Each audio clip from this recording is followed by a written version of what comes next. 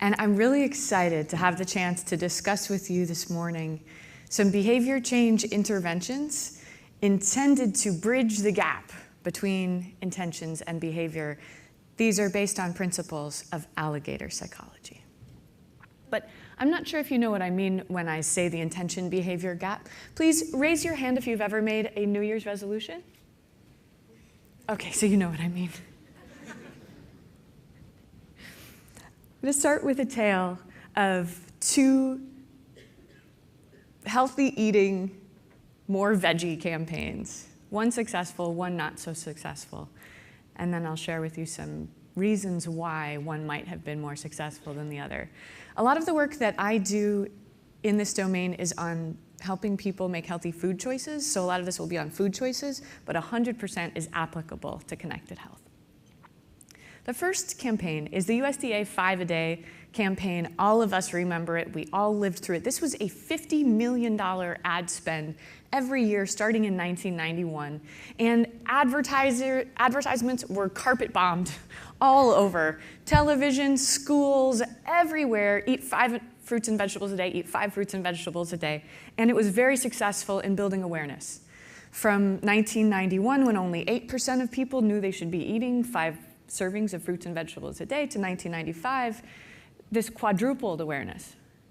However, during the same time period, behavior change was exactly 0. Think about what you could have done with $50 million a year to help people be healthier, right? Here's a different one. This was a bootstrapped veggie campaign that some colleagues and I at Yale and our collaborators ran in a field study at Google. What we decided is we wanted to help people, we wanted to encourage people to sample really awful vegetables. Because the way to get people to like the foods that they don't like is to have them try it repeatedly. So we asked people, what veggies do you hate? What's your least favorite vegetable? This is how they came out, and I totally agree with parsnips. I think parsnips are really, really, really awful. And maybe your hated veggie is there too.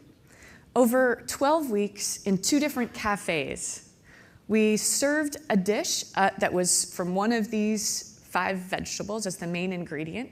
We measured baseline consumption in the first 6 weeks, and then in one of the cafes, we advertised where the food was and where you come in with these bright, colorful, big posters, veggie of the day, beautiful pictures, and a weird little fact that had nothing to do with health or taste, like, did you know the world's biggest beet, grown in 2005 by Dutchman Piet de Goede, weighed more than 156 pounds? Did you know that? Does it matter? No. But yet, it increased consumption of these vegetables that a lot of people hate by 64%. And if you included the seasonal decline, which we measured in the other cafe, the increase was 125%. I'm not trying to say that all of these people went away and loved these vegetables and started eating a ton more of them. I don't know. But it's a pretty good guess that they ate at least a little bit more of them. And this is a successful behavior change intervention. And my claim is going to be that it's because of alligator psychology.